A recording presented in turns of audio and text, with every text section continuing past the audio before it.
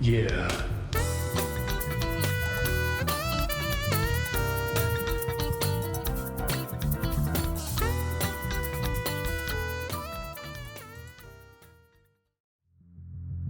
You know, I go to the movies to feel things, and sometimes what I want to feel is that a fire shotgun?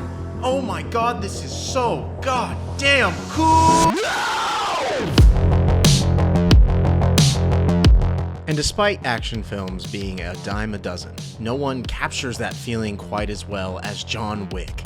And John Wick Chapter 4 is the capstone on the Tower of Fantastic Wick movies, outdoing itself over and over throughout its runtime. This movie represents the very best of what is the very best action series in Hollywood.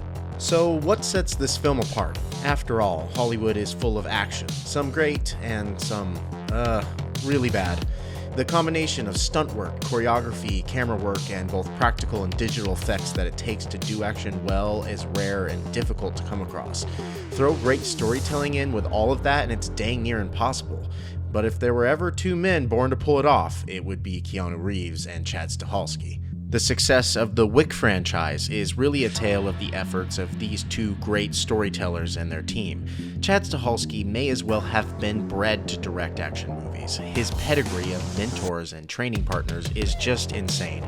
Not to mention, he already had a successful career as a stuntman and martial artist when he made the rare jump to directing for the first Wick movie. I mean, just look at this guy's history. As a young man, he was a trainer at the Inosanto Martial Arts Academy, run by Dan Inosanto, who had trained none other than Bruce Lee and Chuck Norris. There, he met and befriended Bruce Lee's son, Brandon Lee, and got his first big break stunt doubling Brandon in The Crow. Brandon tragically died during the filming of the movie due to an accident with a blank round in a firearm, which would teach Chad a lesson about firearm safety that he would carry with him forever. He went on to double for Keanu Reeves in The Matrix, a trilogy that certainly influenced John Wick, and there he worked with martial arts choreographer Yuen Woo Ping, who rose to fame for directing or choreographing breakout films for stars such as Jackie Chan, Michelle Yeoh, Donnie Yen, and Jet Li. These two great masters are just some of the most notable, but across his career, Stahelski has worked with or been connected to just about every significant martial artist and stunt person in the industry. Chad often says that the John Wick movies wouldn't be possible without Keanu Reeves, and it's easy to see why. Keanu has a notoriously hard work ethic and commitment to his role. He does as many of the stunts in the film himself as possible, and he has spent years honing skills and tactical gun work in martial arts. For this film, he even learned to stunt drive so that he could perform the car scenes. His dedication has made it so that John Wick can be shot in long, wide shots where we can see all of the action, rather than that disorienting shaky cam of the early 2000s. Keanu also brings such cool charisma and darkness to the character, and yet also some vulnerability. In the story, Wick may as well be death himself from the perspective of his enemies. They even call him the Baba Yaga. But Keanu does a great job at grounding what is basically a superhero in a way that keeps him believable. Wick is obviously a character Keanu feels very tied to and passionate about, and that passion shines on the screen. John Wick's excellent world building is also part of why it succeeds. Chad Stahelski talks a lot about the creation of John Wick as this mythical character operating in a mythical world. In this world, the High Table rules over its League of Assassins and their Continentals with an iron grip, and there are fantastical materials that can make suits somehow bulletproof. Yet, all of this is treated as an extension of our current world, and so the tactical nature of the gunfights makes them feel real and therefore more dangerous and exciting. Combine this with the best fight choreography in the industry, and you have the perfect fantasy tactical assassin movies. So, dedicated and talented creators, check. The perfect star for the lead, check. Amazing and inventive choreography and set pieces, check. Cool and engaging world, check. Seems like it would be enough for a compelling action movie, and it would be for most.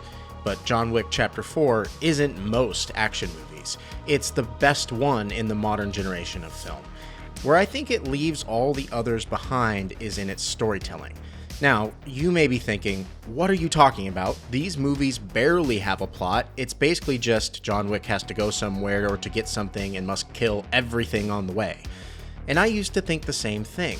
But watching Chapter 4 a second time, I noticed something during the intense staircase fight scene. Let's take a look at the structure of that scene.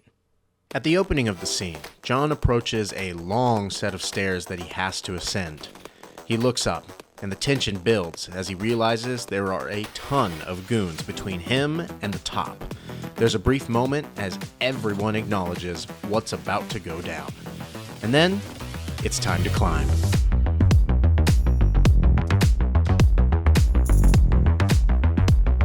The fight is on, and John is fighting as hard as we have ever seen him fight. Man after man rises to face him, and man after man falls as John ascends the stairs. Finally, after grappling with one last guy, he looks up and sees that his goal is in sight. But still standing, he rises and continues unchallenged up to the top of the stairs. And then, the fall.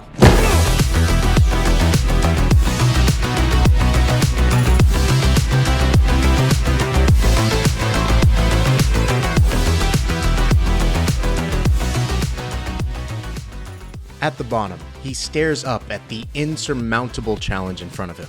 It's here, at his lowest point, that John learns something. That he can't do this alone. That even the Baba Yaga needs help. Accepting this, together, John and Kane fight back up the stairs more effectively now than either one of them ever could alone.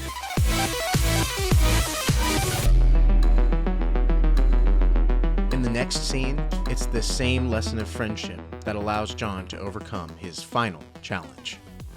Those who cling to death live.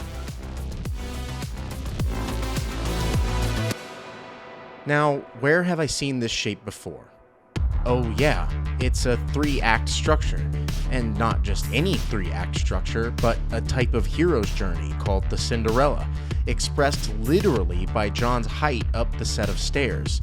This is John Wick's true genius. This is what sets it apart. When it's at its best, the fight scenes are never just fights. They're stories that tell us about their characters and their journey. Where other action movies try to tell the story in between the action, John Wick tells it with the action. That's why it's better than everything else, and why Chad Stahelski and Keanu Reeves are the best action filmmakers in Hollywood right now. John Wick Chapter 4 is a love letter to all of action filmmaking, paying homage to the work of all the great stuntmen, fight choreographers, and action heroes that have come before. Chad Stahelski and Keanu Reeves know that the key to truly great action is in great storytelling. Put in fantastic choreography, inventive set pieces, and interesting characters, and what you get is the best action film in this generation of filmmaking. So if you want to sit down and feel that cool feeling, turn on John Wick Chapter 4.